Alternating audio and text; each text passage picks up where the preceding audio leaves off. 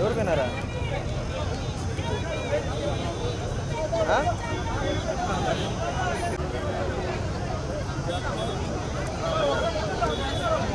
జీవితాలతో మత్తులో నింపిన వైసీపీ గుండాలను వెంటనే బిడ్డల జీవితాలతో ఆడుకుంటున్న వైసీపీ గుండాలను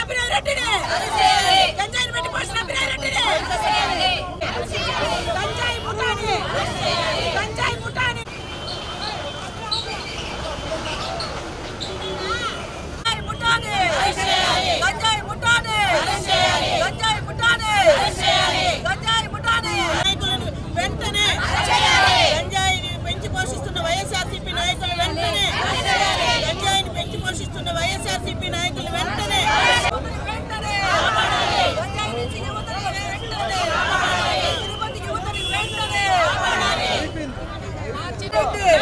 కరుణాకర్ రెడ్డి వైఎస్ జగన్మోహన్ రెడ్డి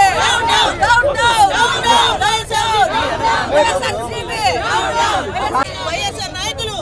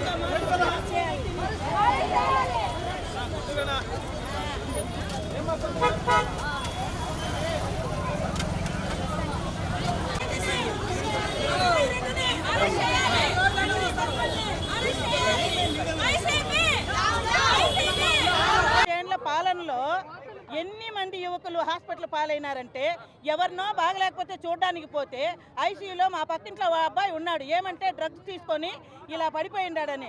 ఎన్ని మంది తల్లులు గోష్ట పెట్టుకున్నారో మీరు ఈరోజు ఈ స్థితికి వచ్చారు. మీరు ఈ 5 ఏళ్లలో మీరు చేసిన ఎలక్షన్లు కానీ, టౌన్ బ్యాంక్ ఎలక్షన్లు కానీ, కార్పొరేషన్ ఎలక్షన్లు కానీ, మీరు చేసిన భూ కబ్జాలు కానీ అన్నీ పాపాలే. ఆ పాపాలకు ప్రాయచిత్తమే ఇప్పుడు మీరు అనుభవించేది. ఇంకా ఎందుకు పాపాలు చేసి తల్లి గోష్ట పెట్టుకోకూడదు.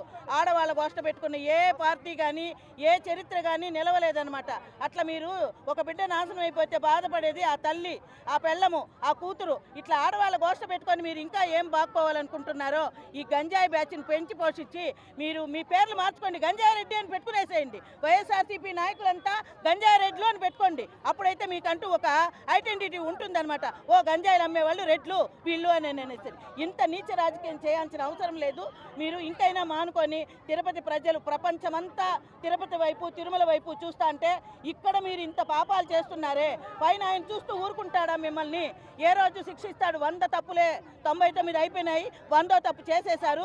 భగవంతుడు అనేవాడు శిక్షిస్తాడు, ఖచ్చితంగా శిక్షిస్తాడు. ఆధ్యాత్మిక నగరం తిరుపతి కేంద్రం. అటువంటి తిరుపతిలో గంజాయి దొరకడం, 8 కేజీలు గంజాయి ఒక్కసారిగా దొరకడం ఎంత దురదృష్టం అంటే, యువత ఈరోజు తిరుపతిలో వైసీపీ ప్రభుత్వంలోనే కాదు, కూటమి ప్రభుత్వంలో వాళ్ళకి ఎంత ధైర్యం ఉంటే ఈరోజు గంజాయి అమ్మడానికి బయటకు వస్తారు. ఈ కూటమి ప్రభుత్వంలోనే గంజాయి 6 కేజీలు దొరికిందంటే వాళ్ళ ప్రభుత్వంలో వాళ్ళు చాక్లెట్లు దొరికినంత ఈజీగా ప్రతి షాపులో అమ్మారనడానికి నిదర్శనం ఇంతకంటే ఏముంది? ఈరోజు అభినయ్ రెడ్డి చెంచా తొత్తు అని చెప్పుకునే భాను అనే అబ్బాయి ఈరోజు అన్ని కేజీల గంజాయితో పట్టుబడితే ఈ అభినయ్ రెడ్డికి సిగ్గుందని అడుగుతున్నా. మళ్ళీ బయటకు వచ్చి ఆ రోడ్లు ఈ రోడ్లు అని కప్పిపుచ్చుకోవడానికి, ఇలాంటి ఎదవలను సన్నాసుల్ని వెనకేసుకురావడానికి అభినయ్ రెడ్డికి, కరుణాకర్ రెడ్డికి సిగ్గుందా అని అడుగుతున్నాం ఈ సందర్భంగా. మీకు కన్నా నిజంగా నిజాయితీ నిష్పక్షత ఉంటే మీరు బయటకు వచ్చి ఈ ఎదవ మాకు సంబంధం లేదు, వీడిని వెంటనే అరెస్ట్ చేయండి, ఇలాంటి వాడి వల్ల మా పార్టీకి నష్టం జరుగుతుందని అభినయ్ రెడ్డి నువ్వు బయటకు వచ్చావా? నువ్వు దాని గురించి బయటికి రాకుండా ఎవరో కామెంట్ పెడితే దాన్ని తీసుకొని సిగ్గు లేకుండా మళ్ళీ దాని గురించి ర్యాలీ చేస్తారంట. వీళ్ళ బతుకులు జడ, వీళ్ళ యువతనంతా నాశనం చేసేది కాక, తిరుపతి భ్రష్టు పట్టించేది కాక, అసలు మనుషులు తిరగని ప్లేస్లో రోడ్లు వేసి మేము రోడ్లు వేసుకున్నాం. మీ స్థలాలకు మీరు వేసుకున్నారా బాబు రోడ్లు? మీరు మనుషులకి వేయలేదు. మీరు ఎవరైతే అవసరం అనుకున్నారో వాళ్ళకి ఎవరికి ఉపయోగపడాలి పార్టీ, వైసీపీ పార్టీ. ఈరోజు కూటమి ప్రభుత్వం ప్రజల పక్షాన నిలబడి ప్రజల కొరకు ప్రజల చేత ఎక్కడంటే అక్కడ నిలబడే పార్టీ ఏదైనా ఉందంటే అది కూటమి పార్టీ. మీరు చేస్తున్న అన్యాయాలు ఇప్పటికి కూడా వాళ్ళకి సిగ్గు లేకుండా మళ్ళీ మాట్లాడడం బయటకు వచ్చి టీడీఆర్ బాండ్లు మీ బతుకులు బయట పెట్టాలంటే నిమిషం పట్టదు. మీ బతుకుల గురించి మాట్లాడాలంటే మేమంతా మాట్లాడితే మీ బతుకులంతా బయట పెట్టచ్చు. అరే మీరు నన్ను అరెస్ట్ చేయలేదే అని. దేనికైనా ఒక టైం ఉంటుంది అభినయ్ రెడ్డి, వెయిట్ చేయి. నీకు కొంచెం గ్యాప్ ఇచ్చారు, ఇస్తే బలంగా ఉంటుంది నీకు దెబ్బ. చూస్తూ ఉండు, పడిందంటే మళ్ళీ పైకి కూడా కోలుకోలేవు. నువ్వు మళ్ళీ గెలుస్తానో మళ్ళీ ఏదో, నువ్వు కనీసం వార్డు మెంబర్గా కూడా గెలవలేవు ఈసారి. నువ్వు గుర్తుపెట్టుకో, కార్పొరేటర్గా గతంలో గెలిచావు కదా, ఈసారి కార్పొరేటర్ కాదు కదా, వార్డు మెంబర్గా కూడా నువ్వు గెలవలేవని ఈ సందర్భంగా తెలియజేస్తున్న తండ్రి కొడుకులకు మళ్ళీ చెప్తున్నా. మీలాంటి నీచ రాజకీయాలు మానుకొని మీరు బాగుంటే బాగుంటుంది.